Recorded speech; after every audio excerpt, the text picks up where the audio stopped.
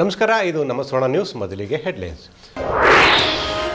ಕೆಆರ್ಪೇಟೆಯಲ್ಲಿ ನಾಗಲಕ್ಷ್ಮಿ ಚೌಧರಿ ಬಿರುಸಿನ ಪ್ರವಾಸ. ಸ್ಥಳೀಯ ಸಮಸ್ಯೆಗಳ ಬಗ್ಗೆ ತೀವ್ರ ಅಸಮಾಧಾನ, ಕೂಡಲೇ ಸಮಸ್ಯೆ ನಿವಾರಿಸಲು ತಾಕೀತು.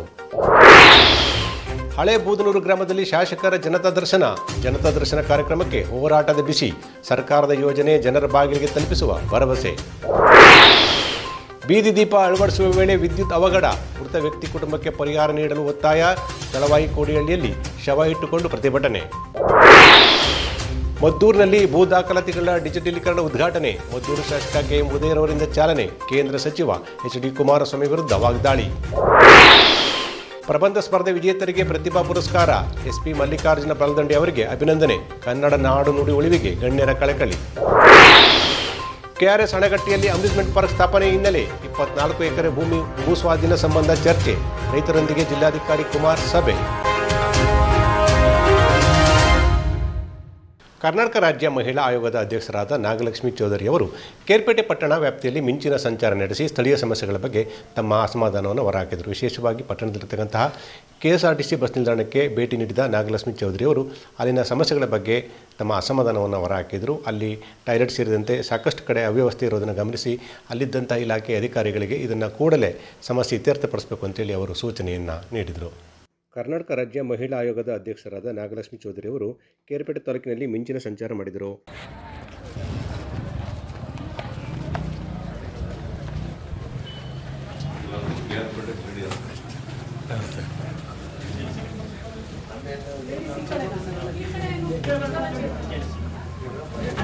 ಕೇರ್ಪೇಟೆ ಪಟ್ಟಣದ ಸರ್ಕಾರಿ ಬಸ್ ನಿಲ್ದಾಣ ಹಾಗೂ ಶೌಚಾಲಯದ ಅವ್ಯವಸ್ಥೆಯನ್ನು ಗರುಮಾದರು. ಶೌಚಾಲಯದಲ್ಲಿ ಮಹಿಳೆಯರು ಹಾಗೂ ಪುರುಷರಿಂದ ಹಣ ವಸೂಲಿ ಮಾಡುತ್ತಿರುವುದನ್ನು ತಿಳಿದು ಸ್ಥಳದಲ್ಲಿಯೇ ತರಾಟೆಗೆ ತೆಗೆದುಕೊಂಡು ಎಚ್ಚರಿಕೆ ನೀಡಿದರು.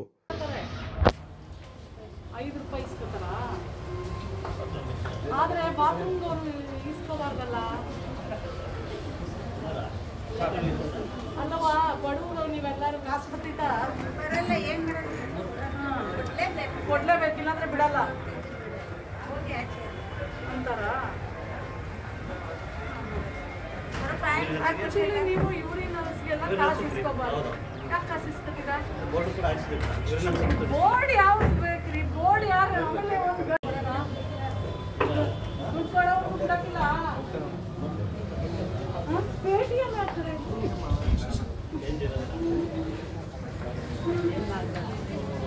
ಬಡವರಿಗೆ ಬಸ್ ಚಾರ್ಜ್ ಕೊಡಕ್ಕೆ ದುಡ್ಡು ಇರಲ್ಲ. ನೀವು ಈ ತರ ಮಾಡಿದ್ರೆ ಹೌದಪ್ಪ, ಆಯ್ತು. ಯೂರಿನಲ್ಸ್ಗೆ ಹೋಗ್ತೀನಿ, ಪ್ರತಿಯೊಬ್ಬರಿಗೂ ದುಡ್ಡು ಇಸ್ಕೊತಾರಲ್ಲ, ಯಾಕೆ? ಎಲ್ಲರೂ ಟಕ್ಕಸ್ಗೆ ಹೋಗ್ತಾರ?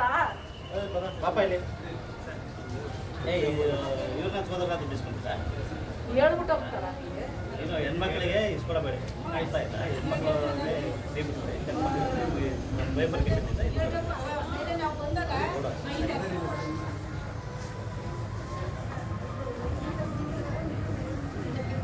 ನೀವು ಯಾರು ಕಾಸು ಕೊಡಂಗಿಲ್ಲವಾ? ಹೆಣ್ಮಕ್ಳು ಯಾರು ಕೊಡಬೇಡ್ರಮ್ಮ.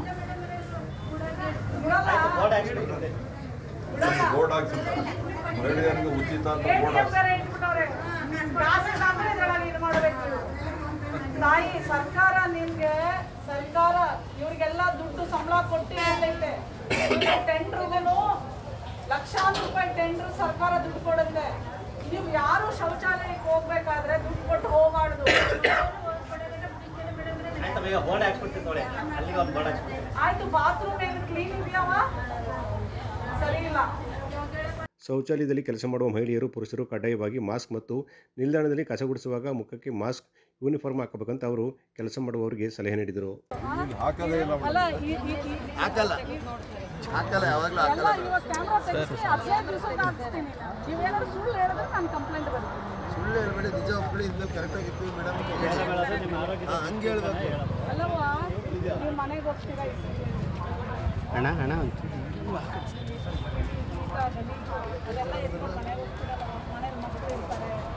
ವಯಸ್ಸಾದವರು ಇರ್ತಾರೆ, ಯಾರು ನಿಮಗೆ ಕಾಯಿಲೆ ಬರುತ್ತೆ.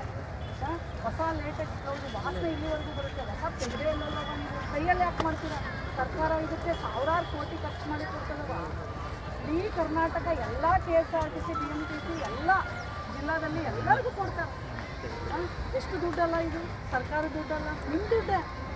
ಸರ್ಕಾರ ದುಡ್ಡು ನಿಮ್ಮ ದುಡ್ಡೇ. ನೀವು ಹಾಕೊಳ್ಳಿಲ್ಲ ಅಂದರೆ ವೇಸ್ಟ್.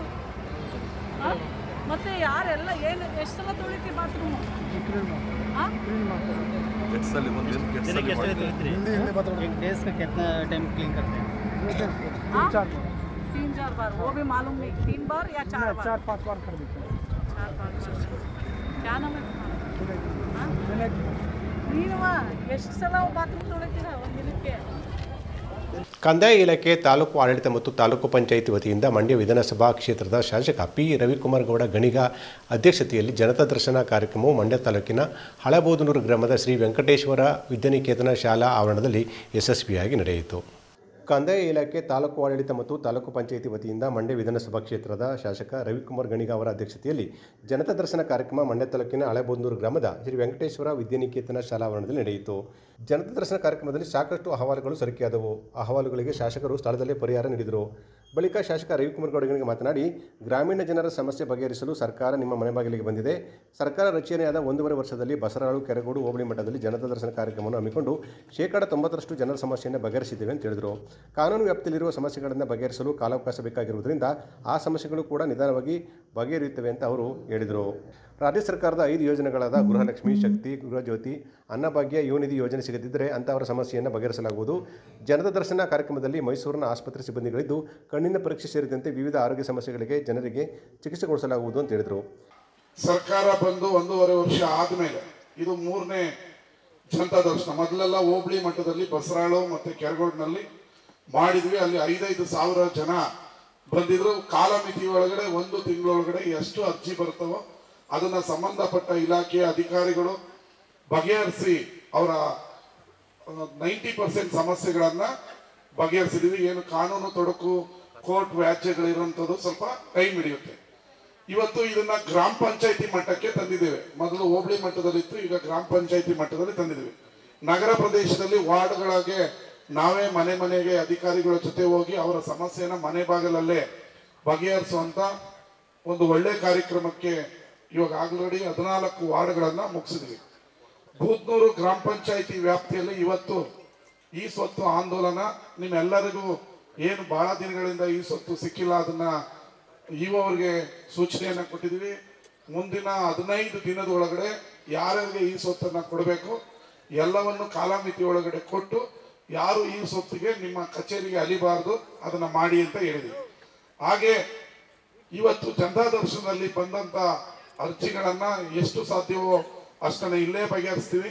ಕೆಲವೊಂದು ಕಚೇರಿ ಮಟ್ಟದಲ್ಲಿ ಆಗ್ಬೇಕಾಗಿರೋದನ್ನ ಇವತ್ತಿಂದ 1 ತಿಂಗಳ ಒಳಗಡೆ ನಿಮ್ಮ ಎಲ್ಲ ಸಮಸ್ಯೆಯನ್ನ ಬಗೆಹರಿಸಿ ನಿಮ್ಮ ಎಲ್ಲ ಸಮಸ್ಯೆಗಳಿಗೆ ಪರಿಹಾರನ ಕೊಡಬೇಕು. ನೀವು ಮತ್ತೆ taluk office, AC office, DC ಆಫೀಸ್ಗಳಿಗೆ ಅಲಿಬಾರ್ದು ಅಂತೇಳಿ 53 ಇಲಾಖೆ ಅಧಿಕಾರಿಗಳು ನಿಮ್ಮ ಊರಿಗೆ ಬಂದಿದ್ದೇವೆ.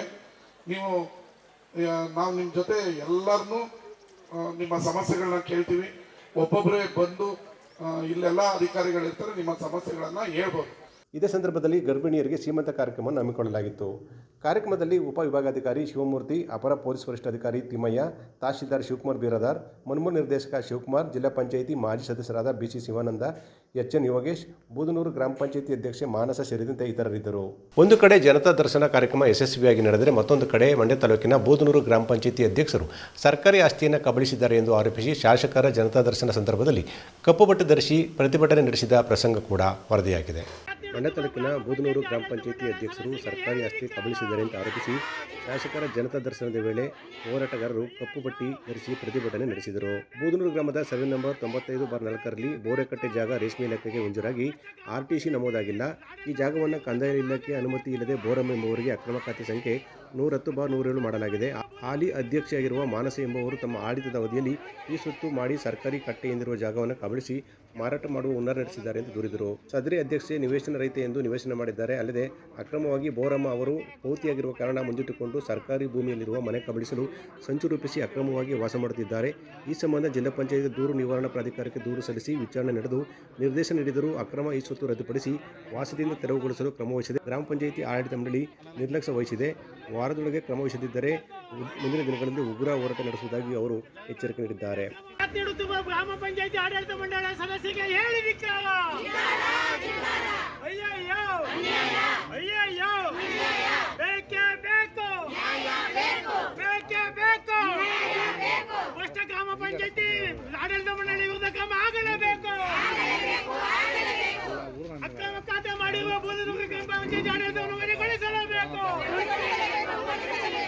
ನೇತೃತ್ವವನ್ನು ಸ್ವಂತ ಮನೆ ನಮ್ಮ ಹೋರಾಟ ಸಮಿತಿ ಅಧ್ಯಕ್ಷರಾದ ಸತೀಶ್ ಸೇರಿದಂತೆ ಇತರರು ವಹಿಸಿದ್ದರು. ಬೀದಿ ದೀಪ ಅಳವಡಿಸುವ ವೇಳೆ ವಿದ್ಯುತ್ ತಗುಲಿ ಕಂಬದಿಂದ ಬಿದ್ದು ತೀವ್ರವಾಗಿ ಗಾಯಗೊಂಡು ಮೃತಪಟ್ಟ ವ್ಯಕ್ತಿ ಕುಟುಂಬಕ್ಕೆ ಸೂಕ್ತ ಪರಿಹಾರ ನೀಡುವಂತೆ ಪಂಚಾಯಿತಿ ಕಚೇರಿ ಮುಂದೆ ಮೃತನ ಶವವಿಟ್ಟು ಗ್ರಾಮಸ್ಥರು ಪ್ರತಿಭಟನೆ ನಡೆಸಿದ ಪ್ರಸಂಗ ಮಳವಳ್ಳಿ ತಾಲೂಕಿನ ದಳವಾಯಿ ಕೋಡೇಳಿ ಗ್ರಾಮ ಪಂಚಾಯಿತಿ ಮುಂದೆ ಜರುಗಿದೆ. ಬೀದಿ ದೀಪ ಅಳವಡಿಸುವ ವೇಳೆ ವಿದ್ಯುತ್ ತಗುಲಿ ಕಂಬದಿಂದ ಬಿದ್ದು ತೀವ್ರವಾಗಿ ಗಾಯಗೊಂಡು ಮೃತಪಟ್ಟ ವ್ಯಕ್ತಿ ಕುಟುಂಬಕ್ಕೆ ಸೂಕ್ತ ಪರಿಹಾರ ನೀಡುವಂತೆ ಪಂಚಾಯಿತಿ ಕಚೇರಿ ಮುಂದೆ ಮೃತನ ಶವವಿಟ್ಟು ಗ್ರಾಮಸ್ಥರು ಪ್ರತಿಭಟನೆ ನಡೆಸಿದ ಪ್ರಸಂಗ ಮಳವಳ್ಳಿ ತಾಲೂಕಿನ ದಳವಾಯಿ ಕೋಡೇಳಿ ಗ್ರಾಮ ಪಂಚಾಯಿತಿ ಮುಂದೆ ನಡೆದಿದೆ. ಪಂಚಾಯಿತಿ ವ್ಯಾಪ್ತಿಯ ಕೆಂಪಯ್ಯನತೋಡಿ ಗ್ರಾಮದ ನಿವಾಸಿ 62 ವರ್ಷದ ಕೆಂಪೇಗೌಡ ಎಂಬುವರೇ ಮೃತಪಟ್ಟ ದುರ್ದೈವಿಯಾಗಿದ್ದು, ಕಳೆದ 10 ವರ್ಷಗಳಿಂದ ಇವರು ದಳವಾಯಿ ಕೋಡೇಳಿ ಗ್ರಾಮ ಪಂಚಾಯಿತಿಯಲ್ಲಿ ಗುತ್ತಿಗೆ ಆಧಾರದ ಮೇಲೆ ಬೀದಿ ದೀಪಗಳ ದುರಸ್ತಿ ಮಾಡುವ ಕೆಲಸ ಮಾಡುತ್ತಿದ್ದರು. ಸಂಕ್ರಾಂತಿ ಹಬ್ಬದ ದಿನವಾದ ಮಂಗಳವಾರ ದೇವಿರೇಳಿ ಗ್ರಾಮದಲ್ಲಿ ಬೀದಿ ದೀಪ ಅಳವಡಿಸುವ ವೇಳೆ ವಿದ್ಯುತ್ ಸ್ಪರ್ಶಿಸಿ ಆಯತಪ್ಪಿ ಕೆಳಗೆ ಬಿದ್ದು ತೀವ್ರವಾಗಿ ಗಾಯಗೊಂಡ ಇವರನ್ನ ಬೆಂಗಳೂರಿನ ನಿಮ್ಹಾನ್ಸ್ ಆಸ್ಪತ್ರೆಗೆ ದಾಖಲು ಮಾಡಲಾಗಿತ್ತು. ಚಿಕಿತ್ಸೆ ಫಲಕಾರಿಯಾಗದೆ ಮೃತಪಟ್ಟರಂತ ವರದಿಯಾಗಿದೆ. ಈ ಹಿನ್ನೆಲೆಯಲ್ಲಿ ಶವದ ಸಮೇತ ದಳವಾಯಿ ಕೋಡಿಯಲ್ಲಿ ಪಂಚಾಯಿತಿ ಆವರಣಕ್ಕೆ ಆಗಮಿಸಿದ ಕೆಂಪಯ್ಯನತೋಡಿ ಗ್ರಾಮಸ್ಥರು ಹಾಗೂ ಕುಟುಂಬಸ್ಥರು ಕಚೇರಿ ಮುಂದೆ ಶವವಿಟ್ಟು ಪ್ರತಿಭಟನೆ ನಡೆಸಿದರು. ಪಂಚಾಯಿತಿ ಆಡಳಿತ ಮಂಡಳಿ ಹಾಗೂ ಅಧಿಕಾರಿಗಳ ವಿರುದ್ಧ ಘೋಷಣೆ ಕೂಗಿದ ಗ್ರಾಮಸ್ಥರು ಮೃತನ ಕುಟುಂಬಕ್ಕೆ ಸೂಕ್ತ ಪರಿಹಾರ ಒದಗಿಸಬೇಕೆಂದು ಒತ್ತಾಯಿಸಿದರು.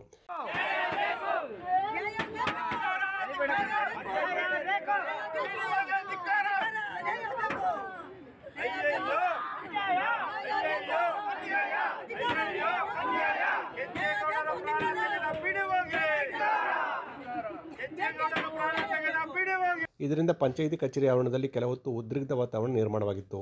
ಈ ಹಂತದಲ್ಲಿ ಪ್ರತಿಭಟನಾಕಾರರನ್ನು ಸಮಾಧಾನಪಡಿಸಿದ ಪಂಚಾಯಿತಿ ಅಧಿಕಾರಿಗಳು ಹಾಗೂ ಗುತ್ತಿಗೆದಾರರು ಮೃತನ ಕುಟುಂಬಕ್ಕೆ ಸೂಕ್ತ ಪರಿಹಾರ ಒದಗಿಸುವ ಭರವಸೆ ನೀಡಿದ ನಂತರ ಪ್ರತಿಭಟನೆ ಕೈಬಿಡಲಾಯಿತು.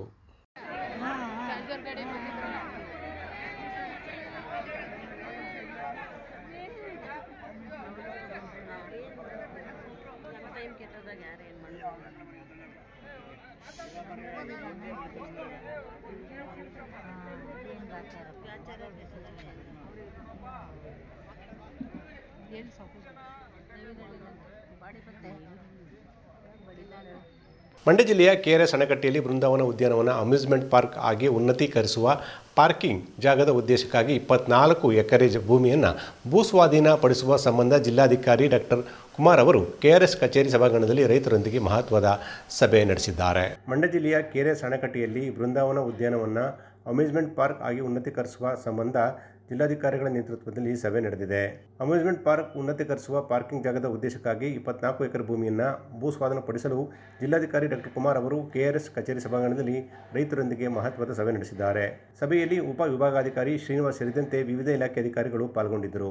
ಮಂಡ್ಯ ಜಿಲ್ಲಾ ಮಟ್ಟದ ಗ್ಯಾರಂಟಿ ಯೋಜನೆಗಳ ಪ್ರಗತಿ ಪರಿಶೀಲನಾ ಸಭೆಯು ಜಿಲ್ಲಾ ಗ್ಯಾರಂಟಿ ಯೋಜನೆಗಳ ಅನುಷ್ಠಾನ ಪ್ರಾಧಿಕಾರದ ಅಧ್ಯಕ್ಷರಾದ ಚಿಕ್ಕಲಿಂಗಯ್ಯ ಅವರ ಅಧ್ಯಕ್ಷತೆಯಲ್ಲಿ ಜಿಲ್ಲಾ ಪಂಚಾಯತ್ನ ಮಿನಿ ಸಭಾಂಗಣದಲ್ಲಿ ನಡೆದಿದೆ.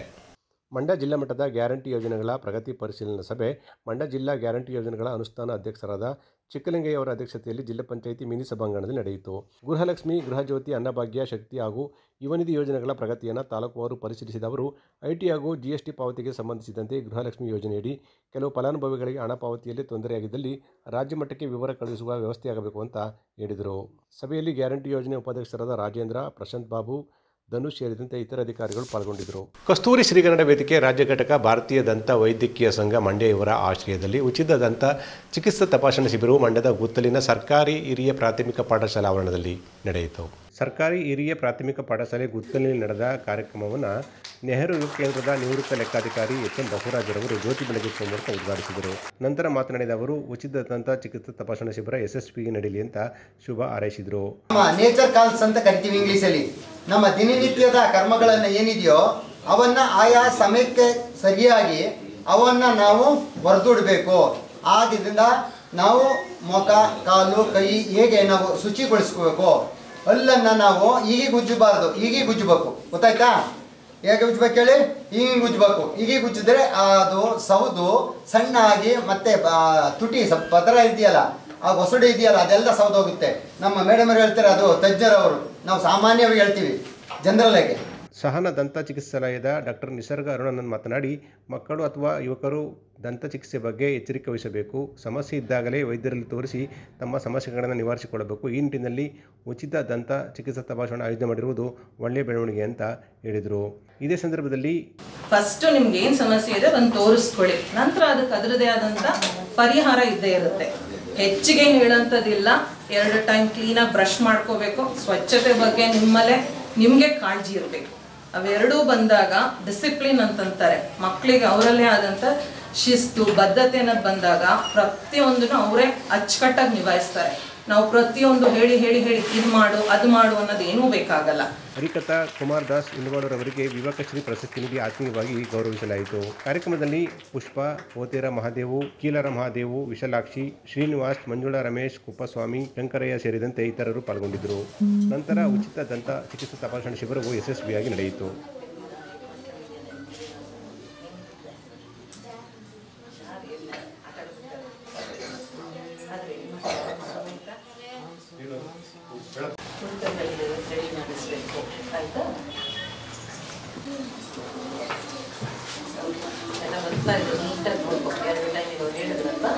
ಕೇಂದ್ರ ಸಚಿವ ಎಚ್ ಡಿ ಕುಮಾರಸ್ವಾಮಿ ವಿರುದ್ಧ ಮದ್ದೂರು ಶಾಸಕ ಕೆ.ಎಂ. ಉದಯ್ ವಾಗ್ದಾಳಿ ನಡೆಸಿದ್ದು, ಬಾಗಿನ ಬಿಡುವ ವಿಚಾರದಲ್ಲೂ ರಾಜಕಾರಣ ಮಾಡುತ್ತಿದ್ದಾರೆ ಅಂತ ಕುಮಾರಸ್ವಾಮಿ ವಿರುದ್ಧ ವಾಗ್ದಾಳಿ ನಡೆಸಿದ್ದಾರೆ. ಕೇಂದ್ರ ಸಚಿವ ಎಚ್ ಡಿ ಕುಮಾರಸ್ವಾಮಿ ವಿರುದ್ಧ ಮದ್ದೂರು ಶಾಸಕ ಕದರೂರು ಉದಯ್ ಹರಿಹಾಯ್ದಿದ್ದಾರೆ. ಕಾಂಗ್ರೆಸ್ ಸಮಾವೇಶದಲ್ಲಿ ಎಚ್ಡಿಕೆ ವಿರುದ್ಧ ಮದ್ದೂರು ಶಾಸಕ ಉದಯ್ ವಾಗ್ದಾಳಿ ನಡೆಸಿದರು. ಮದ್ದೂರು ತಾಲೂಕಿನ ಕೆಸ್ತೂರಿನಲ್ಲಿ ನಡೆದ ಕಾಂಗ್ರೆಸ್ ಮುಖಂಡ ಸಿ.ಟಿ. ಶಂಕರ್ ಅವರ ಜನ್ಮದಿನ ಹಾಗೂ ಕಾಂಗ್ರೆಸ್ ಸಮಾವೇಶದಲ್ಲಿ ಉದಯ್ ಈ ವಾಗ್ದಾಳಿ ನಡೆಸಿದರು. ನಾನು ಬಾಗಿನ ಬಿಟ್ಟು ಅಂತ ಕೇಂದ್ರ ಸಚಿವರನ್ನು ಕರೆಸಿ ಬಾಗಿನ ಬಿಡಿಸಿದ್ದಾರೆ. ನಾಚಿಕೆ ಆಗಬೇಕು ಅವರಿಗೆ. 2 ಬಾರಿ CM ಆಗಿ ಅಧಿಕಾರದಲ್ಲಿದ್ದರು. ಅವರೇ ಪಕ್ಷದವರೇ ಶಾಸಕರಾಗಿದ್ದರು. ಆಗ ನೀರು ಬಿಡಲಿಲ್ಲ. ಈಗ ಒಬ್ಬ ರೈತನ ಭಾಗ ಅಭಿವೃದ್ಧಿ ಕೆಲಸ ಮಾಡಿದರೆ ಸಹಿಸಲ್ಲ ಅಂತ ಹೇಳಿದರು. ಒಕ್ಕಲಿಗರನ್ನ ಬೆಳೆಯಲಿಕ್ಕೆ ಬಿಡದೆ ಇಲ್ಲಿಗೆ ಬಂದು ನಮ್ಮನ್ನು ಟೀಕೆ ಮಾಡ್ತಾರೆ. ನಾವು ಬಡವರ ಮನೆಯಿಂದಲೇ ಬಂದು ಕಷ್ಟ ಸುಖ ಅರಿತವರು.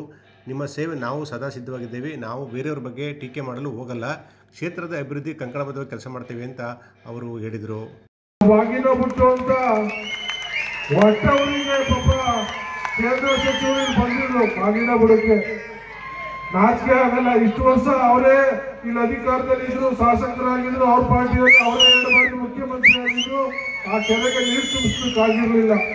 ಆದ್ರೆ ಇವತ್ತು ಅವರು ಯಾರನ್ನು ಬೆಳೆಯೋದನ್ನ ಬದುಕುದನ್ನ ಬೇರೆ ಒಕ್ಕಲಿಗರ ಮಕ್ಕಳನ್ನ ರೈತರ ಮಕ್ಕಳನ್ನ ಬೆಳೀಲಿಕ್ಕೆ ಅವರು ಸಹಿಸಲ್ಲ. ಇವತ್ತು ಬಂದು ಇಲ್ಲಿ ನಮ್ಮ ಬಗ್ಗೆ ಟೀಕೆಗಳು ಮಾಡ್ತಾರೆ. ನಾವು ನಿಮ್ಮಂಗೆ ಬಡವರ ಮನೆಯಿಂದ ಬೆಳೆದು ಬಂದಂಥವ್ರು, ನಿಮ್ಮ ಕಷ್ಟ ಸುಖವನ್ನು ಅರ್ತಿರ್ತಕ್ಕಂಥವ್ರು, ನಿಮ್ಮ ಸೇವೆ ಮಾಡಲಿಕ್ಕೆ, ನಿಮ್ಮ ಏನು ಇರುವಂತ ಸಮಸ್ಯೆಯನ್ನು ಬಗೆಹರಿಸಲಿಕ್ಕೆ ನಾವು ಕಂಕಣಬದ್ಧವಾಗಿದ್ದೇವೆ. ಸದಾ ನಾವು ನಿಮ್ಮ ಅಭಿವೃದ್ಧಿ ಪರವಾಗಿದ್ದೇವೆ. ನಾವು ಅವ್ರ ತರ ಇವ್ರ ತರ ಬಂದು ಅವ್ರನ್ನ ಟೀಕೆ ಮಾಡೋದು, ಇವ್ರು ಇಂಥವನು ಅಂತ ಹೇಳೋದು, ಮಾತಾಡೋದು, ಉಪಮುಖ್ಯಮಂತ್ರಿಗಳನ್ನ ಮಾತಾಡೋದು, ಇದು ಬಿಟ್ರೆ ಅವ್ರಿಗೆ ಅಭಿವೃದ್ಧಿ ಕಾರ್ಯ ಗೊತ್ತಿಲ್ಲ. ನಮ್ಮ ಜನ ವಿಶೇಷವಾಗಿ ಏನೋ ಸಾಧನೆ ಮಾಡ್ತಾರೆ ಅಂತ ಅವ್ರಿಗೆ ಓಟ್ ಹಾಕಿ ಗೆಲ್ಸ್ಕೊಟ್ರು, ಕೇಂದ್ರ ಮಂತ್ರಿ ಆದ್ರು. ಆದ್ರೆ ಬಿಡಿಗಾಸನ ಕೆಲಸನೂ ನಮ್ಮ ಜಿಲ್ಲೆಗೆ ಇವತ್ತವರೆಗೂ ಏನು ಮಾಡಲಿಲ್ಲ. ಆದ್ರೆ ನಾವು ನಮ್ಮ ಎಲ್ಲ ನಾಯಕರು ನಮ್ಮ ಜಿಲ್ಲೆಯ ಅಭಿವೃದ್ಧಿಗೆ, ವಿಶೇಷವಾಗಿ ಮದ್ದೂರು ತಾಲೂಕಿಗೆ ನಮ್ಮ ಮುಖ್ಯಮಂತ್ರಿಗಳು, ಉಪಮುಖ್ಯಮಂತ್ರಿಗಳು ವಿಶೇಷವಾಗಿ ಮದ್ದೂರು ಮೇಲೆ ಆಸಕ್ತಿನೇ ಇಟ್ಟು ನಮ್ಮ ಅಭಿವೃದ್ಧಿಗೆ ಸಹಕಾರ ಮಾಡ್ತಾರೆ. ನಿಮ್ಮೆಲ್ಲರ ಪರವಾಗಿ ವೇದಿಕೆ ಮುಖಾಂತರ ಅವ್ರಿಗೂ ಧನ್ಯವಾದವನ್ನು ತಿಳಿಸ್ತಾ, ಮತ್ತೊಂದೆಡೆ ಮದ್ದೂರು ಶಾಸಕರಾದ ಕೆ.ಎಂ. ಉದಯ್ ಅವರು ಸರ್ವೆ ಮತ್ತು ನೋಂದಣಿ ಇಲಾಖೆಗಳ ಭೂ ದಾಖಲಾತಿಗಳನ್ನು ಡಿಜಿಟಲೀಕರಣ ಉದ್ಘಾಟನೆಯನ್ನು ಕೂಡ ಮಾಡಿದರು. ಭೂ ಸುರಕ್ಷತಾ ಯೋಜನೆಯನ್ನು ಡಿಜಿಟಲೀಕರಣವನ್ನು ಮಾಡಿ ಇವತ್ತು ಚಾಲನೆಯನ್ನು ಕೊಟ್ಟಿದ್ವಿ. ಇನ್ನು ಮುಂದೆ ಏನು ವೇಗವಾಗಿ ಕೆಲಸವನ್ನು ಮಾಡಲಿಕ್ಕೆ ಕಚೇರಿಯಲ್ಲಿ ಇವತ್ತು ಚಾಲನೆ ಸಿಕ್ಕಿದೆ. ತುಂಬ ರೈತರುಗಳು ಹೆಚ್ಚು ಕಾಯುವಂಥದ್ದು, ಅಲಿಯುವಂಥದ್ದು ಸ್ವಲ್ಪ ಇದರಿಂದ ರೈತರಿಗೆ ಇವತ್ತು ಅನುಕೂಲ ಆಗ್ತಾಯಿದೆ. ಹಾಗೆ ಇನ್ನಿತರ ಕೆಲಸಗಳು ಕೂಡ ಅತಿ ವೇಗವಾಗಿ ಮುಂದೆ ನಡ್ಕೊಂಡು ಹೋಗ್ತದೆ. ಈಗ ಶುರು ಮಾಡಿದ್ದೀವಿ. ಇಲ್ಲ ಅಂದರೂ ಒಂದು ವರ್ಷ ಬೇಕಾಗ್ತದೆ. ಒಂದು 6 ಜನ ಕೊಟ್ಟಿದ್ದಾರೆ ಆಪರೇಟರು. 6 ಜನದ ಕೇಳಿ, ಯಾಕೆಂದರೆ ನಮ್ಮದು ಪೇಪರ್ಸ್ ಎಲ್ಲ ಶಿಥಿಲ ಆಗಿದೆ. ಮಾಮೂಲಿ ಆದರೆ ನಾವು ಸ್ಕ್ಯಾನ್ ಮಾಡಿ ಹಾಕಿರ್ತೀವಿ. ಒಂದೊಂದು ಪೇಪರ್ ಕೂಡ ಏನಿದೆ ಅದು ತುಂಬ ಕ್ರಮವಹಿಸಿ ಅದು ನೀವು ಹಾಳಾಗದಾಗೆ ಮುಂದೆ ಎಲ್ಲ ಸ್ಕ್ಯಾನ್ ಮಾಡಿ ಅಪ್ಲೋಡ್ ಮಾಡಬೇಕಾಗಿದೆ. ಅಪ್ಲೋಡ್ ಮಾಡಿದ್ಮೇಲೆ ಅದು ಡೈರೆಕ್ಟು ಪಬ್ಲಿಕ್ಗೆ ವೀವ್ ಆಗುವಂಥ ಯೋಜನೆ ಭೂ ಸುರಕ್ಷಾ ಯೋಜನೆ ಆಗಿರೋದ್ರಿಂದ ಏನಿದೆ ಎಲ್ಲ ಪೇಪರ್ಸು ಕೂಡ ಡಿಜಿಟಲೈಸ್ ಮಾಡಿ ಅದನ್ನು ಅಪ್ಲೋಡ್ ಮಾಡಬೇಕು. ಈ ಸಂದರ್ಭದಲ್ಲಿ ವಿವಿಧ ಇಲಾಖೆ ಅಧಿಕಾರಿಗಳು ಕೂಡ ಹಾಜರಿದ್ದರು. ಮಂಡ್ಯ ತಾಲೂಕಿನ ಬೇಲೂರು ಸರ್ಕಾರಿ ಪ್ರೌಢಶಾಲೆಯಲ್ಲಿ ಅಮೃತ ಅಲಯನ್ಸ್ ಸಂಸ್ಥೆ, ಎಲ್ಲರೊಳಗೊಂದಾಗು ಮಂಕುತಿಮ್ಮ ಟ್ರಸ್ಟ್ ಹಾಗೂ ಶಿಕ್ಷಕ ಕೆ. ಮಾಯಿಗಯ್ಯ ಸೇವಾ ಸಮಿತಿ ವತಿಯಿಂದ ನನ್ನ ಕನ್ನಡ ನನ್ನ ಹೆಮ್ಮೆ ಪ್ರಬಂಧ ಸ್ಪರ್ಧೆಯಲ್ಲಿ ವಿಜೇತರಾದವರಿಗೆ ಪ್ರತಿಭಾ ಪುರಸ್ಕಾರ ಕಾರ್ಯಕ್ರಮ ನೆರವೇರಿತು. ಮಂಡ್ಯ ತಾಲೂಕಿನ ಬೇಲೂರು ಸರ್ಕಾರಿ ಪ್ರೌಢಶಾಲೆಯಲ್ಲಿ ನಡೆದ ನನ್ನ ಕನ್ನಡ ನನ್ನ ಹೆಮ್ಮೆ ಪ್ರಬಂಧ ಸ್ಪರ್ಧೆಯಲ್ಲಿ ವಿಜೇತರಾದವರಿಗೆ ಜಿಲ್ಲಾ ಪೊಲೀಸ್ ವರಿಷ್ಠಾಧಿಕಾರಿ ಮಲ್ಲಿಕಾರ್ಜುನ ಬಾಲದಂಡಿ ಅವರು ಪ್ರತಿಭಾ ಪುರಸ್ಕಾರ ವಿತರಿಸಿದರು. ನಂತರ ಮಾತನಾಡಿದ ಅವರು, ಸರ್ಕಾರಿ ಶಾಲೆಗಳಲ್ಲಿ ವ್ಯಾಸಂಗ ಮಾಡಿರುವ ಹಲವಾರು ಮಂದಿ ಉನ್ನತ ಹುದ್ದೆಗಳಲ್ಲಿ ಕೆಲಸ ಮಾಡುತ್ತಿದ್ದಾರೆ. ಇದಕ್ಕೆ ನಾನು ಕೂಡ ಹೊರತಲ್ಲ ಅಂತ ಹೇಳಿದರು. ಕನ್ನಡ ಮತ್ತು ಸರ್ಕಾರಿ ಶಾಲೆಗಳ ಉಳಿವಿಗಾಗಿ ಸಾಕಷ್ಟು ಮಂದಿ ಹೋರಾಟ ಮಾಡುತ್ತಿದ್ದಾರೆ. ಸರ್ಕಾರಿ ಶಾಲೆಗಳಲ್ಲಿ ಕಲಿತವರ ಆತ್ಮವಿಶ್ವಾಸವೇ ಬೇರೆದಾಗಿರುತ್ತದೆ. ಅದನ್ನು ಪ್ರತಿಯೊಬ್ಬರು ಬೆಳೆಸಿಕೊಳ್ಳಬೇಕು ಅಂತ ತಿಳಿಸಿದರು.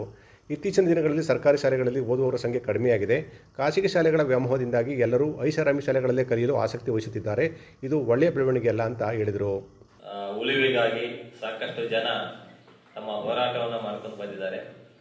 ನಮ್ಮ ಕನ್ನಡ ಏನಾದರೂ ಉಳಿದಿದ್ರೆ ಅದು ಸರ್ಕಾರಿ ಶಾಲೆಯಿಂದ ಅಂತ ಹೇಳಿ ಬಹಳಷ್ಟು ಜನ ಹೇಳ್ತಾರೆ. ನಾನು ಸಹಿತ ಅದು ನಂಬಿದ್ದೇನೆ.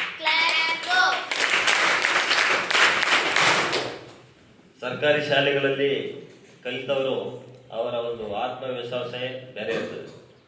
ಅವರಲ್ಲಿದ್ದಷ್ಟು ಆ ಒಂದು ಉತ್ಸಾಹ, ಆತ್ಮವಿಶ್ವಾಸ ನಮ್ಮ ಕಾನ್ವೆಂಟ್ ಸ್ಕೂಲ್ನಲ್ಲಿ ಅಥವಾ ಇಂಗ್ಲಿಷ್ ಮಾಧ್ಯಮದಲ್ಲಿ ಕಲಿತ ವಿದ್ಯಾರ್ಥಿಗಳಿಗೆ ಇರೋದಿಲ್ಲ. ಅದಕ್ಕೆ ಬಹಳಷ್ಟು ಉದಾಹರಣೆಗಳು ನೀವೆಲ್ಲ ಕಂಡಿದ್ದೀರಿ. ಎಷ್ಟೊಂದು ಸಾಧನೆ ಮಾಡಿದವರು ಬಹಳಷ್ಟು ಜನ ಸರ್ಕಾರಿ ಶಾಲೆಯಲ್ಲೇ ಓದಿ ಈ ಕವಿಗಳಾದವರು ಸಹಿತ ಆವಾಗಿನ ಕಾಲಕ್ಕೆ ಆಲ್ಮೋಸ್ಟ್ ಸರ್ಕಾರಿ ಶಾಲೆನೇ ಇತ್ತು. ಕೆಲವೊಬ್ರು ದೊಡ್ಡ ದೊಡ್ಡ ಸ್ಕೂಲ್ಗಳು ಇದ್ರೂ ಸಹಿತ ಅಂಥ ಸ್ಕೂಲ್ನಲ್ಲಿ ಓದಿದವರು ಸಹಿತ ಅಷ್ಟೊಂದು ಮುಂದೆ ಬಂದಿಲ್ಲ ಕಂಪ್ಯಾರಿಟಿವ್ಲಿ. ಆದರೆ ಇತ್ತೀಚಿನ ದಿನಗಳಲ್ಲಿ ಸರ್ಕಾರಿ ಶಾಲೆಗಳಲ್ಲಿ ಓದ್ತಾ ಇರೋ ವಿದ್ಯಾರ್ಥಿಗಳ ಸಂಖ್ಯೆನೇ ಕಮ್ಮಿ ಇದೆ. ಹೀಗಾಗಿ ಇತ್ತೀಚಿನ ದಿನಗಳಲ್ಲಿ ಬೇರೆ ಬೇರೆ ಸ್ಕೂಲ್ನಲ್ಲಿ ಓದಿದವರು ಸಹಿತ ಮುಂದೆ ಬರ್ತಾ ಇದ್ದಾರೆ. ಮುಂದೆ ಸಾಧನೆ ಮಾಡಲಿಕ್ಕೆ ಬಹಳಷ್ಟು ದೊಡ್ಡ ಅವಕಾಶ ಇದೆ. ವಿನಯ್ ಅವರು ಹೇಳಿದಾಗೆ ನಾನು ಸಹಿತ ಸರ್ಕಾರಿ ಶಾಲೆಯಲ್ಲೇ ಓದಿದವನು. ನಮ್ಮ ಊರು ಒಂದು ಬೆಳಗಾವಿ ಜಿಲ್ಲೆಯ ರಾಯಬಾಗ್ ತಾಲೂಕಿನ ಕಂಕನವಾಡಿ ಅಂತೇಳಿ ಒಂದು ಸಣ್ಣ ಗ್ರಾಮ. ಆ ಒಂದು ಗ್ರಾಮದಲ್ಲಿ 1ರಿಂದ 4ನೇವರೆಗೆ ಸರ್ಕಾರಿ ಕಿರಿಯ ಪ್ರಾಥಮಿಕ ಶಾಲೆಯಲ್ಲಿ ಓದಿ, ನಂತರ ಹಿರಿಯ ಪ್ರಾಥಮಿಕ ಶಾಲೆಯಲ್ಲಿ ಓದಿ, ನಂತರ 8ರಿಂದ 10ನೇವರೆಗೆ ಸರ್ಕಾರಿ ಪ್ರೌಢಶಾಲೆಯಲ್ಲಿ ಓದಿ, ನಂತರದ ದಿನಗಳಲ್ಲಿ ನಾನು ತಾಲೂಕಾ ಪ್ಲೇಸಿಗೆ ಬಂದು ಅದಾದ್ಮೇಲೆ ನಾನು ಕೃಷಿಯಲ್ಲಿ ಅಂದರೆ ಅಗ್ರಿಕಲ್ಚರ್ ಒಂದು ಸಬ್ಜೆಕ್ಟ್ನಲ್ಲಿ BSc ಅಗ್ರಿಕಲ್ಚರ್ ಅನ್ನು ಮುಗಿಸಿ ನಂತರ ಸಮಾರಂಭ ಉದ್ಘಾಟಿಸಿದ ಎಲ್ಲರ ಒಂದಾಗು ಮಂಗುತಿಮ್ಮ ಟ್ರಸ್ಟ್ ಅಧ್ಯಕ್ಷರಾದ ಎಂ ವಿನಯ್ ಕುಮಾರ್ ಮಾತನಾಡಿ, ಮನುಷ್ಯ ಅಲ್ಪಮಾನವರಾಗದೆ ವಿಶ್ವಮಾನವರಾಗಬೇಕು, ವಿಶ್ವಮಾನವ ತತ್ವವನ್ನು ಅಳವಡಿಸಿಕೊಂಡು ಮುನ್ನಡೆಯಬೇಕು ಅಂತ ಹೇಳಿದರು. ಏನು ಸಾಧನೆ ಮಾಡದೆ ಸಂಭ್ರಮಿಸುವುದು ಸರಿಯಲ್ಲ. ಸಾಧಕರ ಹುಟ್ಟುಹಬ್ಬವನ್ನು ಆಚರಿಸುವ ಮೂಲಕ ಅವರ ಸಂದೇಶಗಳು, ಆದರ್ಶಗಳನ್ನು ತಿಳಿಸಿಕೊಡುವುದು ಅಗತ್ಯವಾಗಿದೆ. ಆದರೆ ಯಾವುದೇ ಸಾಧನೆ ಮಾಡದವರ ಹುಟ್ಟುಹಬ್ಬ ಮಾಡಿ ಸಮಾಜಕ್ಕೆ ಸಂದೇಶ ನೀಡುವುದಾದರೂ ಹೇಗೆ ಅಂತ ಪ್ರಶ್ನೆ ಮಾಡಿದರು. ಕಾರ್ಯಕ್ರಮದಲ್ಲಿ ಮುಖ್ಯ ಶಿಕ್ಷಕಿ ಪವಿತ್ರ, ರಾಜ್ಯ ವೈಜ್ಞಾನಿಕ ಪರಿಷತ್ ಅಧ್ಯಕ್ಷರಾದ ಬಸವರಾಜು, ಅಮೃತ ಲಯನ್ಸ್ ಸಂಸ್ಥೆ ಅಧ್ಯಕ್ಷರಾದ ಎಂ ಲೋಕೇಶ್, SDMC ಅಧ್ಯಕ್ಷ ಕೃಷ್ಣ, ಪ್ರದೀಪ್, ಚಂದ್ರಕಲಾ, ಉಷಾರಾಣಿ, ಗ್ರಾಮಾಂತರ PSI ಹಾಗೂ ಇನ್ನಿತರರು ಪಾಲ್ಗೊಂಡಿದ್ದರು. ಇದೇ ವೇಳೆ ಜಿಲ್ಲಾ ಪೊಲೀಸ್ ವರಿಷ್ಠಾಧಿಕಾರಿ ಮಲ್ಲಿಕಾರ್ಜುನ ಬಾಲದಂಡೆ ಅವರನ್ನ ಆತ್ಮೀಯವಾಗಿ ಸನ್ಮಾನಿಸಲಾಯಿತು. ಪ್ರತಿಭಾವಂತ ವಿದ್ಯಾರ್ಥಿಗಳಿಗೆ ಪ್ರತಿಭಾ ಪುರಸ್ಕಾರ ಕೂಡ ನೀಡಲಾಯಿತು. ಸಂವಿಧಾನ ಓದು ಅಭಿಯಾನ ಕರ್ನಾಟಕದ ವತಿಯಿಂದ ಜನವರಿ 18, 19ರಂದು 2 ದಿನಗಳ ಕಾಲ ಸಂವಿಧಾನ ಓದು ಅಧ್ಯಯನ ಶಿಬಿರವನ್ನು ಮಂಡ್ಯ ಜಿಲ್ಲಾ ಪಂಚಾಯತ್ ಕಾವೇರಿ ಸಭಾಂಗಣದಲ್ಲಿ ಹಮ್ಮಿಕೊಳ್ಳಲಾಗಿದೆ ಎಂದು ಅಭಿಯಾನದ ರಾಜ್ಯ ಕೇಂದ್ರ ಸಂಯೋಜಕ ರಾಜಶೇಖರ ಮೂರ್ತಿ ಸುದ್ದಿಗೋಷ್ಠಿಯಲ್ಲಿ ತಿಳಿಸಿದ್ದಾರೆ. ಸುದ್ದಿಗಾರರೊಂದಿಗೆ ಮಾತನಾಡಿದ ಅವರು, ಸಾರ್ವಜನಿಕ ವ್ಯವಸ್ಥೆಯಲ್ಲಿ ಸಂವಿಧಾನ ಓದುವವರ ಸಂಖ್ಯೆ ಇಮ್ಮಡಿಗೊಳಿಸುವ ಉದ್ದೇಶದಿಂದ 10 ಲಕ್ಷ ಸಂವಿಧಾನ ಓದು ಪರಿಷ್ಕೃತ ಕೃತಿಯನ್ನು ಜನರಿಗೆ ತಲುಪಿಸುವುದು ಕಾರ್ಯಕ್ರಮದ ಗುರಿಯಾಗಿದೆ ಅಂತ ಅವರು ಹೇಳಿದರು. ಜನವರಿ 18ರ ಬೆಳಗ್ಗೆ 10 ಗಂಟೆಗೆ ನಿವೃತ್ತ ನ್ಯಾಯಮೂರ್ತಿ HN ನಾಗಮೋಹನ್ ದಾಸ್ ಅವರು ಕಾರ್ಯಕ್ರಮ ಉದ್ಘಾಟಿಸಲಿದ್ದು, ಅತಿಥಿಗಳಾಗಿ ಕರ್ನಾಟಕ ಸಂಘದ ಅಧ್ಯಕ್ಷರಾದ ಪ್ರೊಫೆಸರ್ ಜಯಪ್ರಕಾಶ್ ಗೌಡ, ಜಿಲ್ಲಾ ಪಂಚಾಯತ್ CEO ಶೇಖ್ ತನ್ವೀರ್ ಆಸಿಫ್, ಹಿರಿಯ ದಲಿತ ಮುಖಂಡರಾದ ಅಂದಾನಿ ಸೋಮನಹಳ್ಳಿ, ರೈತ ಮುಖಂಡರಾದ ಸುನಂದ ಜಯರಾಮ್ ಸೇರಿದಂತೆ ಇತರರು ಪಾಲ್ಗೊಳ್ಳುವರು ಅಂತ ಹೇಳಿದರು. ಭಾರತ ಜ್ಞಾನ ವಿಜ್ಞಾನ ಸಮಿತಿಯ ಕಾರ್ಯದರ್ಶಿ TM ಪ್ರಶಾಂತ್ ಬಾಬು, ಪರಿವರ್ತನಾ ಸಂಸ್ಥೆಯ TD ನಾಗರಾಜ್, ರಾಮನಹಳ್ಳಿಯ ಮೂರ್ತಿ ಅವರು ಉಪಸ್ಥಿತರಿದ್ದಾರೆ ಎಂದು ಹೇಳಿದರು. ಮತ್ತು ಇದೀಗ ನಮ್ಮ ಮಂಡ್ಯದಲ್ಲಿ ನಡೆಸ್ತಾ ಇದ್ದೀವಿ ಮುಂದಿನ 18, 19. ಅದೇ ರೀತಿ ಚಾಮರಾಜನಗರ, ಕೋಲಾರ, ಹಿಂಗೆ ಒಟ್ಟು ಎಲ್ಲ ಜಿಲ್ಲೆಗಳಲ್ಲೂ ಕೂಡ ಸಂವಿಧಾನ ಓದು ಅಧ್ಯಯನ ಶಿಬಿರವನ್ನು ನಡೆಸಲಿಕ್ಕೆ ನಮ್ಮ ಸಂವಿಧಾನ ಓದು ಅಭಿಯಾನ ಕರ್ನಾಟಕ ಮುಂದಾಗಿದೆ. ಈ ಸಂದರ್ಭದಲ್ಲಿ ಏನು 2 ದಿನಗಳ ಕಾಲ ನಮ್ಮ ಅಧ್ಯಯನ ಶಿಬಿರ ನಡೀತದೆ. ಮೊದಲನೇದಾಗಿ ಉದ್ಘಾಟನೆಯನ್ನು ನ್ಯಾಯಮೂರ್ತಿಯವರು ಮಾಡ್ತಾರೆ. ಆ ನಂತರ ಅವರೇನೆ ಸಂವಿಧಾನ ರಚನೆ ಮತ್ತು ಮೂಲ ತತ್ವಗಳ ಬಗ್ಗೆ ಅವರು ಉಪನ್ಯಾಸ ನೀಡ್ತಾರೆ. ಆ ನಂತರ ಸಂವಿಧಾನ ಮತ್ತು ಮಹಿಳೆ, ಸಂವಿಧಾನ ಮತ್ತು ಪ್ರಜಾಪ್ರಭುತ್ವ, ಜಾತ್ಯತೀತತೆ, 2ನೇ ದಿವಸ ಸಂವಿಧಾನ ಮತ್ತು ಸಾಮಾಜಿಕ ನ್ಯಾಯ, ಸಂವಿಧಾನ ಮತ್ತು ಒಕ್ಕೂಟ ವ್ಯವಸ್ಥೆ, ನಂತರದಲ್ಲಿ ಸಮಾರಂಭ ಕಾರ್ಯಕ್ರಮ ನಡೀತದೆ. ವಿವರವಾಗಿ ಪತ್ರಿಕೆಯನ್ನು ತಮಗೆ ಕೊಟ್ಟಿದ್ದೀವಿ. ಇಲ್ಲಿ ವಿಶೇಷವಾಗಿ ನಾವು ಶಿಬಿರಾರ್ಥಿಗಳನ್ನು ನಮ್ಮ ಮಂಡ್ಯ ಜಿಲ್ಲೆಯ ಎಲ್ಲ ತಾಲೂಕಿನ ಪ್ರಗತಿಪರ ಸಂಘಟನೆಗಳನ್ನ ಪ್ರತಿನಿಧಿಸಿ 100 ಜನ ಇರ್ತಾರೆ. ಜೊತೆಗೆ ನಮ್ಮ ಮಂಡ್ಯ ಜಿಲ್ಲೆಯ ಸ್ನಾತಕೋತ್ತರ ವಿದ್ಯಾರ್ಥಿಗಳು, ಪದವಿ ವಿದ್ಯಾರ್ಥಿಗಳು ಯಾರು ಇರ್ತಾರೆ ಅವರು ಒಂದು 150 ಜನ ಇರ್ತಾರೆ. ಒಟ್ಟು 250 ಜನ ಶಿಬಿರಾರ್ಥಿಗಳಿಗೆ ನೋಂದಣಿ ಪ್ರಕ್ರಿಯೆ ನಡೀತಾ ಇದೆ. ಎಲ್ಲರೂ ನೋಂದಣಿಯನ್ನು ಮಾಡ್ಕೊಳ್ತಾ ಇದ್ದಾರೆ. ಈ ಶಿಬಿರ 2 ದಿನಗಳ ಕಾಲ ನಮ್ಮ ಮಂಡ್ಯ ಜಿಲ್ಲಾ ಪಂಚಾಯತ್ ಕಾವೇರಿ ಸಭಾಂಗಣದಲ್ಲಿ ನಡೀತದೆ. ಇಲ್ಲಿ ವಿಶೇಷ ಏನಪ್ಪ ಅಂತ ಹೇಳಿದ್ರೆ, ಈ ತರಬೇತಿ ನೀಡಲಿಕ್ಕೆ ಪೂರಕವಾಗಿ ಸಂಪನ್ಮೂಲ ವ್ಯಕ್ತಿಗಳು ಉಪನ್ಯಾಸ ಏನು ಮಂಡಿಸ್ತಾರೆ, ನಂತರದಲ್ಲಿ ಶಿಬಿರಾರ್ಥಿಗಳ ಜೊತೆ ಸಂವಾದ ಕಾರ್ಯಕ್ರಮ ಕೂಡ ಇರುತ್ತೆ. ಅಂಥ ಒಂದು ಜಿಲ್ಲೆಯಲ್ಲಿ ನಮ್ಮ ಶಿಬಿರವನ್ನು ಯಶಸ್ವಿ ಮಾಡಲಿಕ್ಕೆ ಸಮಾನ ಮನಸ್ಕ ಪ್ರಗತಿಪರ ಸಂಘಟನೆಗಳೆಲ್ಲರೂ ಕೈ ಜೋಡಿಸಿದ್ದಾರೆ. ನಾನು ತಮ್ಮಲ್ಲಿ ಸಂವಿಧಾನ ಓದು ಅಭಿಯಾನ ಕರ್ನಾಟಕದ ಪರವಾಗಿ ಮನವಿ ಮಾಡ್ತಾ ಇದ್ದೀನಿ. ತಮ್ಮ ಮುಖಾಂತರ ನಮ್ಮ ಶಿಬಿರ ಯಶಸ್ವಿಯಾಗಲಿಕ್ಕೆ ಪೂರಕವಾಗಿ ತಾವು ಕೂಡ ಕೈ ಜೋಡಿಸಬೇಕು ಅಂತ ಕೇಳ್ಕೊಳ್ತಾ ಇದ್ದೀವಿ. ಗೋಷ್ಠಿಯಲ್ಲಿ ಸಂವಿಧಾನ ಓದು ಅಭಿಯಾನ ಕರ್ನಾಟಕದ ರಾಜ್ಯ ಕೇಂದ್ರ ಸಂಯೋಜಕರಾದ ಎಚ್.ಎನ್. ಹರಿ, ನಗರಸಭೆ ಮಾಜಿ ಅಧ್ಯಕ್ಷರಾದ B. Siddaraju, M V. Krishna, C. Kumari, Lakshman Cheernahalli, T R. Krishnegowda, H N. Narasimhamurthy ಉಪಸ್ಥಿತರಿದ್ದರು. ಜನವರಿ 18ರ ಶನಿವಾರ ಮದ್ದೂರು ಪಟ್ಟಣದ ಶಿವಪುರದ ಪೂರ್ಣಪ್ರಜ್ಞಾ ಶಾಲಾ ಆವರಣದಲ್ಲಿ ಗೆಳೆಯರ ಬಳಗ ಹಾಗೂ ನಾಡಪ್ರಭು ಒಕ್ಕಲಿಗರ ಸಂಘದ ವತಿಯಿಂದ ಶ್ರೀ ಬಾಲಗಂಗಾಧರನಾಥ ಸ್ವಾಮೀಜಿಯವರ ಜನ್ಮದಿನದ ಹಿನ್ನೆಲೆಯಲ್ಲಿ BGS ಆಡಳಿತ ಸೇವಾ ಪ್ರಶಸ್ತಿ ಪ್ರದಾನ ಸಮಾರಂಭ ನಡೆಯಲಿದೆ ಅಂತ ಚುಂಚಶ್ರೀ ಗೆಳೆಯರ ಬಳಗದ ಅಧ್ಯಕ್ಷರಾದ ಡಾಕ್ಟರ್ ಕೃಷ್ಣೇಗೌಡ ಮದ್ದೂರಿನಲ್ಲಿ ತಿಳಿಸಿದ್ದಾರೆ. ಜನವರಿ 18ರ ಶನಿವಾರ ಮದ್ದೂರು ಪಟ್ಟಣದ ಶಿವಪುರದ ಪೂರ್ಣಪ್ರಜ್ಞಾ ಶಾಲಾ ಆವರಣದಲ್ಲಿ ಚುಂಚಶ್ರೀ ಗೆಳೆಯರ ಬಳಗ ಹಾಗೂ ನಾಡಪ್ರಭು ಒಕ್ಕಲಿಗರ ಸಂಘದ ವತಿಯಿಂದ ಶ್ರೀ ಬಾಲಗಂಗಾಧರನಾಥ ಸ್ವಾಮೀಜಿಯವರ ಜನ್ಮದಿನವನ್ನು ಆಚರಿಸಲಾಗುವುದು ಎಂದು ಚುಂಚಶ್ರೀ ಗೆಳೆಯರ ಬಳಗದ ಅಧ್ಯಕ್ಷರಾದ ಡಾಕ್ಟರ್ ಕೃಷ್ಣೇಗೌಡ ಮದ್ದೂರಿನಲ್ಲಿ ಸುದ್ದಿಗೋಷ್ಠಿಯಲ್ಲಿ ತಿಳಿಸಿದರು. ಸ್ವಾಮೀಜಿಯವರ ಜನ್ಮದಿನದ ಹಿನ್ನೆಲೆಯಲ್ಲಿ BGS ಆಡಳಿತ ಸೇವಾ ಪ್ರಶಸ್ತಿಯನ್ನು ಮಂಡ್ಯ ಜಿಲ್ಲಾಧಿಕಾರಿಗಳಾದ ಡಾಕ್ಟರ್ ಕುಮಾರ್ ಅವರಿಗೆ ನೀಡಲಾಗುತ್ತಿದ್ದು, ಕಾರ್ಯಕ್ರಮದ ದಿವ್ಯ ಸಾನ್ನಿಧ್ಯವನ್ನು ಶ್ರೀ ನಿಶ್ಚಲಾನಂದನಾಥ ಸ್ವಾಮೀಜಿ ವಹಿಸಲಿದ್ದಾರೆ. BGS ಆಡಳಿತ ಸೇವಾ ಪ್ರಶಸ್ತಿಯನ್ನು ಸಾಹಿತಿ ತೈಲೂರು ವೆಂಕಟೇಶ್ವರವರು ಪ್ರದಾನ ಮಾಡಲಿದ್ದು, ಪ್ರಶಸ್ತಿ ಪುರಸ್ಕೃತರ ಕುರಿತು ಕನ್ನಡ ಸಾಹಿತ್ಯ ಪರಿಷತ್ ಮಾಜಿ ಜಿಲ್ಲಾಧ್ಯಕ್ಷರಾದ ಮುದ್ದೇಗೌಡ ಮಾತನಾಡಲಿದ್ದಾರೆ.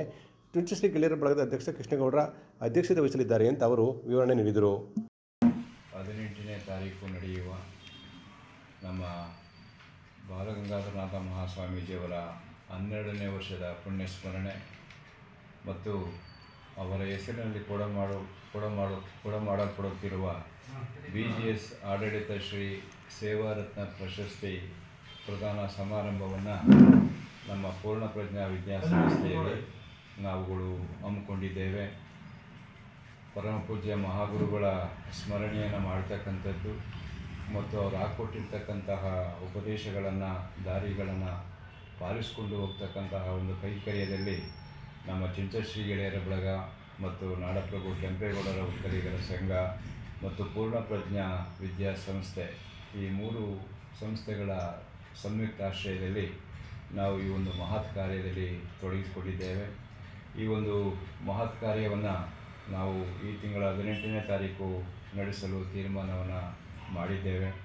ಈ ವರ್ಷ ನಮ್ಮ BGS ಆಡಳಿತ ಶ್ರೀ ಸೇವಾರತ್ನ ಪ್ರಶಸ್ತಿಗೆ ನಮ್ಮ ಜಿಲ್ಲೆಯ ಜಿಲ್ಲಾಧಿಕಾರಿಗಳು, ದಕ್ಷ ಮತ್ತು ಪ್ರಾಮಾಣಿಕ ಅಧಿಕಾರಿಗಳು ಆಗಿರ್ತಕ್ಕಂತಹ ಡಾಕ್ಟರ್ ಕುಮಾರ್ ಅವರನ್ನು ನಾವು ಈ ಪ್ರಶಸ್ತಿಗೆ ಆಯ್ಕೆ ಮಾಡಿದ್ದೇವೆ. ನಮ್ಮ ನಾಗರಿಕ ಬಂಧುಗಳು ಮತ್ತು ನಮ್ಮ ಚುಂಚಶ್ರೀ ಗೆಳೆಯ ಬಳಗದ ಸ್ನೇಹಿತರು, ಕೆಂಪೇಗೌಡ ಒಕ್ಕಲಿಗರ ಸಂಘದ ಸ್ನೇಹಿತರು ಹಾಗೂ ನಮ್ಮ ಭಾಗದ ಎಲ್ಲ ಪ್ರಮುಖರ ಜೊತೆ ಚರ್ಚೆ ಮಾಡಿದಾಗ ಡಾಕ್ಟರ್ ಕುಮಾರ್ ಅವರನ್ನು ಆಯ್ಕೆ ಮಾಡುವ ವಿಚಾರದಲ್ಲಿ ಒಂದು ಸಮ್ಮತಿಯನ್ನು ಕೊಟ್ಟಿರ್ತಕ್ಕಂಥದ್ದು ಒಂದು ಸಂತೋಷದ ವಿಚಾರ. ಬೆಳಿಗ್ಗೆ 10:30 ಗಂಟೆಗೆ ಶನಿವಾರ 10:30 ಗಂಟೆಗೆ ಈ ಕಾರ್ಯಕ್ರಮ ನಮ್ಮ ಪೂರ್ಣಪ್ರಜ್ಞಾ ವಿದ್ಯಾಸಂಸ್ಥೆಯಲ್ಲಿ ಸಂಪೂರ್ಣ ಒಂದು ಉತ್ತಮವಾದಂತಹ ನಡವಳಿಕೆಗಳಿಂದ ನಡೀತದೆ ಎನ್ನುವುದನ್ನು ಈ ಸಂದರ್ಭದಲ್ಲಿ ಹೇಳ್ತೇನೆ. ಮಂಡ್ಯದ ವಿದ್ಯಾನಗರ ಬಡಾವಣೆಯಲ್ಲಿರುವ ವಾಗ್ದೇವಿ ಮೈಂಡ್ ಅಕಾಡೆಮಿಯಲ್ಲಿ ಅಬಾಕಸ್ ವಿದ್ಯೆ ಕಲಿತ 19 ಮಂದಿ ಮಕ್ಕಳು ಗುಲ್ಬರ್ಗದಲ್ಲಿ ನಡೆದ ರಾಷ್ಟ್ರಮಟ್ಟದ ಅಬಾಕಸ್ ಸ್ಪರ್ಧೆಯಲ್ಲಿ ಭಾಗವಹಿಸಿ ಹಲವು ಬಹುಮಾನಗಳನ್ನು ಪಡೆದು ಸಂಸ್ಥೆಗೆ ಕೀರ್ತಿ ತಂದಿದ್ದಾರೆ. ಮಂಡ್ಯ ನಗರದ ವಿದ್ಯಾನಗರ ಬಡಾವಣೆಯಲ್ಲಿರುವ ವಾಗ್ದೇವಿ ಮೈಂಡ್ ಅಕಾಡೆಮಿಯಲ್ಲಿ ಅಬಾಕಸ್ ವಿದ್ಯೆ ಕಲಿತ 19 ಮಕ್ಕಳು ಗುಲ್ಬರ್ಗದಲ್ಲಿ ನಡೆದ ರಾಷ್ಟ್ರಮಟ್ಟದ ಅಬಾಕಸ್ ಸ್ಪರ್ಧೆಯಲ್ಲಿ ಭಾಗವಹಿಸಿ ಹಲವಾರು ಬಹುಮಾನಗಳನ್ನು ಪಡೆದುಕೊಂಡು ಸಂಸ್ಥೆಗೆ ಕೀರ್ತಿ ತಂದಿದ್ದಾರೆ.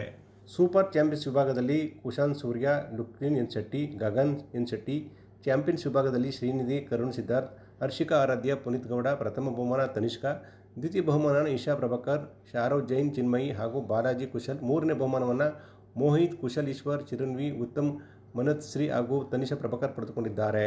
ಬಹುಮಾನ ಪಡೆದು ಸಂಸ್ಥೆಗೆ ಹಾಗೂ ಮಂಡ್ಯ ಜಿಲ್ಲೆಗೆ ಕೀರ್ತಿ ತಂದ ಎಲ್ಲ ವಿದ್ಯಾರ್ಥಿಗಳಿಗೆ ವಾಗ್ದೇವಿ ಮೈಂಡ್ ಅಕಾಡೆಮಿಯ ಮುಖ್ಯಸ್ಥರಾದ ರೇಖಾ ಕುಂದಾರ್ ಅಭಿನಂದಿಸಿದ್ದಾರೆ. ಮಂಡ್ಯ ವಿದ್ಯಾನಗರ ಬಡಾವಣೆಯಲ್ಲಿರುವ ವಾಗ್ದೇವಿ ಮೈಂಡ್ ಅಕಾಡೆಮಿಯ ಮಕ್ಕಳು ಗುಲ್ಬರ್ಗಾದಲ್ಲಿ ನಡೆದ ರಾಷ್ಟ್ರಮಟ್ಟದ ಅಬಾಕಸ್ ಸ್ಪರ್ಧೆಯಲ್ಲಿ 19 ಮಕ್ಕಳು ಭಾಗವಹಿಸಿ 19 ಪ್ರೈಸ್ಗಳನ್ನು ತಂದು ನಮ್ಮ ಸಂಸ್ಥೆಗೂ ಹಾಗೂ ಮಂಡ್ಯಕ್ಕೂ ಕೀರ್ತಿಯನ್ನು ತಂದಿರುತ್ತಾರೆ. ಹಾಗೂ ನಮ್ಮ ಸಂಸ್ಥೆಯಿಂದ ಆ ಮಕ್ಕಳಿಗೆ ಅಭಿನಂದನೆಯನ್ನು ಸಲ್ಲಿಸುತ್ತಿದ್ದೇನೆ. ಹಾಗೂ ಈ ಗ್ಯಾಲಕ್ಸಿ ಎಡು.ಇನ್ನೋವೇಷನ್ ಈ ವರ್ಷದಿಂದ ವಿಶ್ವ ದಾಖಲೆಯನ್ನು ಪಡೆದಿದೆ ಹೇಳಕ್ಕೆ ಇಷ್ಟಪಡ್ತೀನಿ. ಶಾಸಕ ರವಿಕುಮಾರ್ ಗೌಡ ಗಣಿಕ ಮಾತನಾಡಿ ಜಯ ಸಾಧಿಸಿರುವ ವಿದ್ಯಾರ್ಥಿಗಳಿಗೆ ಶುಭಾಶಯ ತಿಳಿಸಿದ್ದಾರೆ. ನಮಸ್ಕಾರ. ಮಂಡ್ಯದ ವಿದ್ಯಾನಗರ ಬಡಾವಣೆಯಲ್ಲಿರುವಂಥ ವಾಗ್ದೇವಿ ಮೈನ್ ಅಕಾಡೆಮಿ ಅವಕಾಶ್ ವಿದ್ಯಾ ಶಾಲೆಯಲ್ಲಿ ಕಲಿತಂತ 19 ವಿದ್ಯಾರ್ಥಿಗಳು ಕಲಬುರಗಿಯಲ್ಲಿ ನಡೆದಂಥ ರಾಷ್ಟ್ರ ಮಟ್ಟದ ಸ್ಪರ್ಧೆಯಲ್ಲಿ ಭಾಗವಹಿಸಿ ಪ್ರಶಸ್ತಿಯನ್ನ ಪಡ್ಕೊಂಡಿದ್ದಾರೆ. ಆ ಸಂಸ್ಥೆಗೆ ಒಳ್ಳೆಯದಾಗಲಿ, ಆ ಸಂಸ್ಥೆ ನಡೆಸ್ತಾ ಇರೋರು ಅವ್ರಿಗೂ ಕೂಡ ಒಳ್ಳೆಯದಾಗಲಿ. ವಿದ್ಯಾರ್ಥಿಗಳನ್ನ ತಯಾರು ಮಾಡಿ 19 ಜನ ಪ್ರಶಸ್ತಿ ಗೆಲ್ಲುವಂತೆ ನೋಡ್ಕೊಂಡಿರುವಂತ ನಮ್ಮ ಮಂಡ್ಯದ ವಾಗ್ದೇವಿ ಮೈನ್ ಅಕಾಡೆಮಿ ಶಾಲೆಗೆ ಹೃತ್ಪೂರ್ವಕ ವಂದನೆಗಳು. ನಮಸ್ಕಾರ.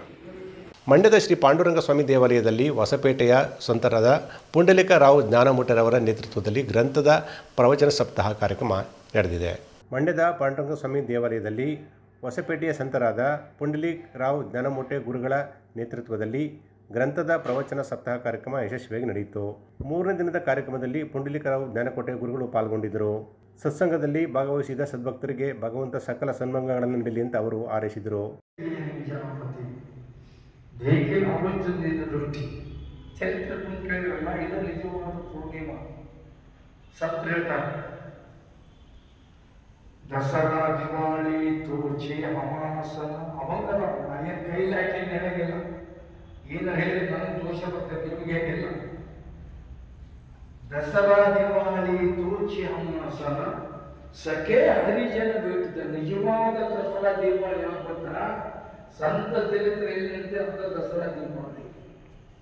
ಈ 7 ದಿವಸ ಇದು ನಿಜವಾದ ದಸರಾ ದಿವಾಳಿ. ಇದನ್ನು ನೀವು ಬರೋದ ಆದ್ಯ ಪ್ರಭಾವ ದಿವಾಳಿ ದಸರಾ ಬರೆಯಲು ಏನ್ ಬರೋದು ನಿಮ್ಗೆ? ಇದು ಶ್ರವಣ ಮಾಡಿ ನೋಡಿ 7 ದಿವಸ. ಇದು ನಿಜವಾದ ದಸರಾ ದಿವಾಳಿ. ಹೃದಯ ರಾಶಿ ಸತ್ವರಿ ಅವಿದ್ಯಾ ತಿಮಿರ ಕೇಳಿ ಕೂರಿ ಸಜ್ಞಾನ ಜಾತಕ ರಾಶಿ ಅಂತರಿ ಸೌಖ್ಯ ನಿರ್ಧಾರಗಳ ಹೃದಯಗಳ ಪ್ರಕಟ ಆಗಿದ್ದಂತೆ ಅವಿದ್ಯ ಹೋಗುತ್ತೆ. ಈ ಸಂತ ಚರಿತ್ರೆ ಕೇಳಿದ್ರೆ ಅವಿದ್ಯ ಹೋಗುತ್ತೆ, ಒಳಗೆ ಪ್ರಕಟ. ಈ ಸಂದರ್ಭದಲ್ಲಿ ಹರಿಭಕ್ತ ಪರಾಯಣಕರಾದ ದಂಪತಿ ರೂಪಾ ಪರಶುರಾಮ್ ಮಹೇಂದ್ರಕರ್ ಕುಟುಂಬ ಹಾಗೂ ಪುಷ್ಪ ವೇಣುಗೋಪಾಲ್ ಹಾಗೂ ಇನ್ನಿತರರು ಪಾಲ್ಗೊಂಡಿದ್ದರು. ಮಂಡ್ಯ ತಾಲೂಕಿನ ಹೊಳಲು ಗ್ರಾಮದಲ್ಲಿ ಸಂಕ್ರಾಂತಿ ಸಂಭ್ರಮ ಹೊತ್ತು ಕಿಚ್ಚು ವಾಯಿಸುವ ಕಾರ್ಯಕ್ರಮ ಯಶಸ್ವಿಯಾಗಿ ನಡೆದ ಬಗ್ಗೆ ವರದಿಯಾಗಿದೆ. ಗ್ರಾಮದ ವೆಂಕಟೇಶ್ವರ ವಿದ್ಯಾನಿಕೇತನ ಶಾಲೆಯಲ್ಲೂ ಕೂಡ ವಿದ್ಯಾರ್ಥಿಗಳು ರಾಶಿ ಪೂಜೆ ಮಾಡಿದ್ದಾರೆ. ಮಂಡ್ಯ ತಾಲೂಕಿನ ಹೊಳಲು ಗ್ರಾಮದ ವೆಂಕಟೇಶ್ವರ ವಿದ್ಯಾನಿಕೇತನ ಶಾಲೆಯಲ್ಲಿ ಶಾಲಾ ಮುಖ್ಯ ಶಿಕ್ಷಕರಾದ ಜವರೇಗೌಡ ಕಾರ್ಯಕ್ರಮವನ್ನು ರಾಶಿ ಪೂಜೆ ಮಾಡುವುದರ ಮೂಲಕ ಉದ್ಘಾಟಿಸಿದರು. ನಂತರ ಮಾತನಾಡಿದ ಅವರು, ಇತ್ತೀಚಿನ ದಿನಗಳಲ್ಲಿ ಗ್ರಾಮೀಣ ಭಾಗದ ಸೊಗಡನ್ನು ಮರೆಯುತ್ತಿರುವ ಯುವ ಜನಾಂಗವು ಅದಕ್ಕೆ ಪೂರಕವಾಗಿ ಸಂಕ್ರಾಂತಿ ಸುಗ್ಗಿ ಸಂಭ್ರಮದ ಆಚರಣೆಯಲ್ಲಿ ಭಾಗವಹಿಸಿರುವುದು ಒಳ್ಳೆಯ ಬೆಳವಣಿಗೆ ಅಂತ ಹೇಳಿದರು. ಪ್ರೌಢಶಾಲೆ ಮಕ್ಕಳು ಸಾಂಸ್ಕೃತಿಕ ಕಾರ್ಯಕ್ರಮವನ್ನು ನಡೆಸಿಕೊಟ್ಟರು. ಸಮಾರಂಭದಲ್ಲಿ ಶಾಲೆಯ ಆಡಳಿತಾಧಿಕಾರಿ ಸುಮಾ, ಸಂಯೋಜನಾಧಿಕಾರಿ ಶೋಭಾ, ಮುಖ್ಯ ಶಿಕ್ಷಕರಾದ ವೀಣಾ, ಕುಸುಮ ಸೇರಿದಂತೆ ಅನೇಕರು ಪಾಲ್ಗೊಂಡಿದ್ದರು. ಕೊನೆಯಲ್ಲಿ ಮತ್ತೊಮ್ಮೆ ಹೆಡ್ಲೈನ್ಸ್. ಕೆಆರ್ಪೇಟೆಯಲ್ಲಿ ನಾಗಲಕ್ಷ್ಮಿ ಚೌಧರಿ ಬಿರುಸಿನ ಪ್ರವಾಸ. ಸ್ಥಳೀಯ ಸಮಸ್ಯೆಗಳ ಬಗ್ಗೆ ತೀವ್ರ ಅಸಮಾಧಾನ, ಕೂಡಲೇ ಸಮಸ್ಯೆ ನಿವಾರಿಸಲು ತಾಕೀತು. ಹಳೆ ಬೂದನೂರು ಗ್ರಾಮದಲ್ಲಿ ಶಾಸಕರ ಜನತಾ ದರ್ಶನ ಕಾರ್ಯಕ್ರಮಕ್ಕೆ ಹೋರಾಟದ ಬಿಸಿ. ಸರ್ಕಾರದ ಯೋಜನೆ ಜನರ ಬಾಗಿಲಿಗೆ ತಲುಪಿಸುವ ಭರವಸೆ.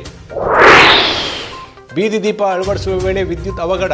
ಮೃತ ವ್ಯಕ್ತಿ ಕುಟುಂಬಕ್ಕೆ ಪರಿಹಾರ ನೀಡಲು ಒತ್ತಾಯ. ತಳವಾಯಿ ಕೋಡಿಹಳ್ಳಿಯಲ್ಲಿ ಶವ ಇಟ್ಟುಕೊಂಡು ಪ್ರತಿಭಟನೆ.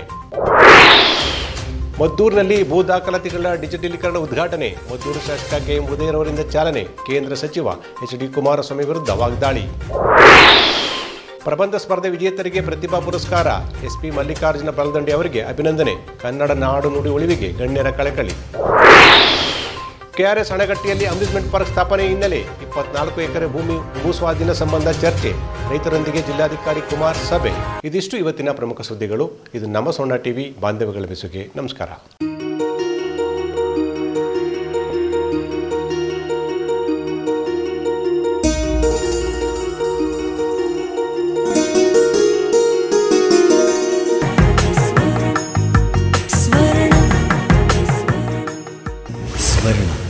ಇದು ಬಾಂಧವ್ಯಗಳ ಬೆಸುಗೆ.